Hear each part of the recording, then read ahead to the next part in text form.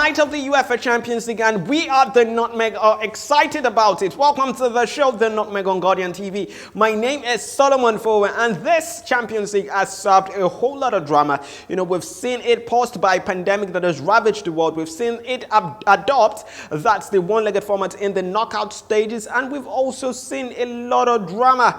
You know, so many fairy tale runs that ended, in the semi-finals, and we are hoping that this night it has a little more drama to give. We're going to be joined on the show today by an expert, a football journalist, that's Fisayo Dairo, and it's going to be breaking things down for us. We're going to be looking at, the routes for the routes for both teams getting into the final. We're going to be looking at who it favors to get this one, to nick this one in the finals of the UEFA Champions League. So you punters, stick around to find out what the expert itself, the octopus, self-professed octopus, says about, who's going to be winning the UEFA Champions League finals. It's great to have you join us on the show, Fisayo. It's my pleasure, and of course, it's grateful joining you on this particular edition of the show. The Champions League final is arguably the biggest club football game in the world, and it's always an exciting time for fans all over the globe. So I'm glad to be talking about it. So let's back up for a bit, Fisayo. I'm sure everybody had, their favorites to get to the finals of the UEFA Champions League. Personally, for me, it was Real Madrid and Barcelona getting to the finals of the UEFA Champions League. And I really don't know for you, who were the favorites that you had, at the beginning of the season? Who did you favor? Or what teams did you favor to get to the finals of the Champions League? Now that we have Bayern and PSG. Well, for me, I think I had Real Madrid and Manchester City, because Liverpool winning it last year, I thought maybe that would lend Manchester City a kind of motivating hand to hatch that particular holy grail this particular season. So, and for Real, they've been so much impregnable in the Champions League under Zinedine Zidane, and he has everything going for him, and most especially when they signed Eden Hazard from Chelsea, we thought maybe that will make them stronger. And so I felt Real Madrid and Manchester City would be the teams to contest the final. I had no idea what Bayern Munich were going to do. Oh, quite interesting. And like I said at the beginning of the show that, this Champions League season has served a bit of drama. We saw, certain people will tell you that it has been successful, the one-legged format of part of the knockout stage. We saw it throw up a bit of upset, not a bit, a number of upsets. We saw Lyon's fairy tale run. We saw RB Leipzig, defeat Atletico Madrid. And it was quite interesting to see how these things, and it showed a bit of, uncertainty into the UEFA Champions League as against the two-legged format. Do you think UEFA should really retain, this one-legged format in the knockout stages? Well, for neutrals and for the underdogs, I think this particular format is very tantalizing. Just like you talked about, you don't know what will come up, and when it's a one-off game, the underdogs can easily carry the day. They just know that to strategize for one odd game and get the business done. But should they keep this format? I'm not sure. Because whether you like it or not, football is all about the finance. It's all about the economical aspects. And I think UEFA will be looking at it that home and away. Just imagine that Barcelona-Bayern game. Imagine having to hold it twice. The kind of revenue you get, apart from the fact that it boosts the economy of the countries, fans moving here and there, I think from that perspective, it is not safe. It's not economically safe to keep that one-legged format. But from the footballing perspective, and having surprises being thrown up, maybe a team like Barcelona got finally. They had to play all their games home and away. For instance, we saw how they were barely lucky against Atalanta to go through. So I think as much as it looks so good on the eye of the neutral, this one-legged format, I don't think it makes so much of economic sense to continue in that format. Let's play our home and away. Let's enjoy football in its abundance. And if you are good at your home and the away soil, then you progress.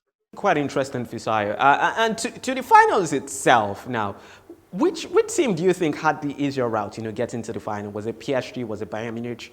I know people are divided, to some extent, between both sides. But what do you think had the easier way getting into the finals?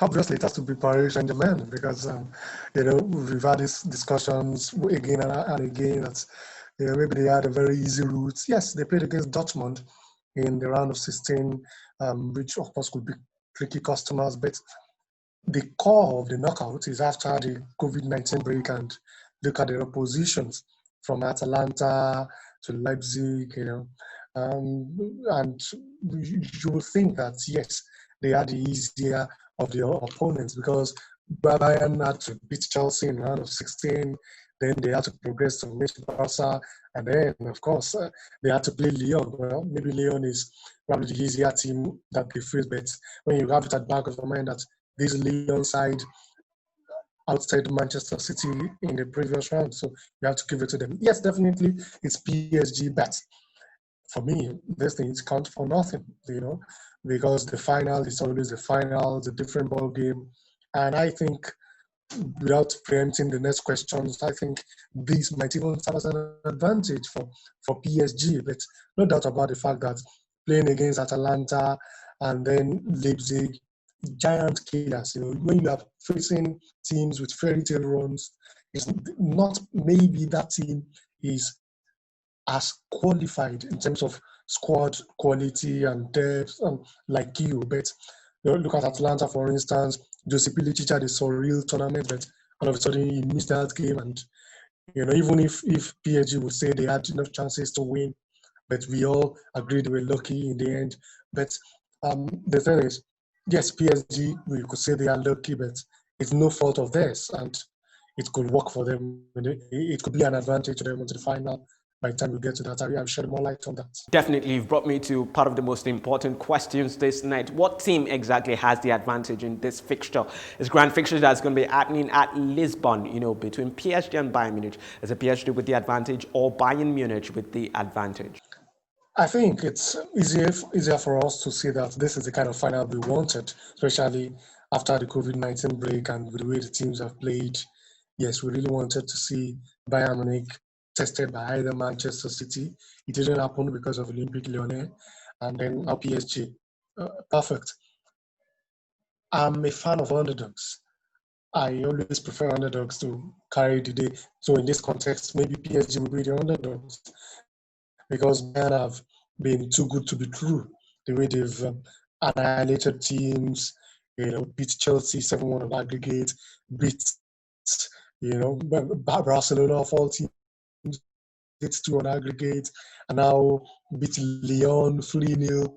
I think they've been surreal. But against PSG, they'll be coming up against a different proposition. I think a better team than they have faced in these recent times. Because look at the PSG defense line. They have Thiago Silva and a reborn Presnel Kimpembe. If you don't know what that guy can do, he showed us in their semi-final game the day before. That's on Tuesday, yeah. Because he was absolutely unplayable. And now, apart from that defense, they've got a very good midfield. Marco Verratti is expected to be 100% fit, which will add another dimension to that midfield that already had the likes of Paredes and Herrera, And then attack, come on. They have arguably the best attack that has tested, that will test Manchester City, and that will test Bayern more than any other team has done. Neymar, Mbappe, and Angel Di Maria, they know that the defense, myself, have not really felt that the defensive combination of Jerome Boateng and David Alaba are so good. I just felt they've rarely been tested by teams. But this is where I'm going. On Wednesday, we saw the game between Bayern and Lyon, and we saw how Lyon stretched Bayern Munich. If they were a little more clinical, maybe we will have been previewing another set of teams into this show. They stretched them. Toko Ekambi had too much for them. He couldn't finish. When Jose Aura came on, he was unplayable.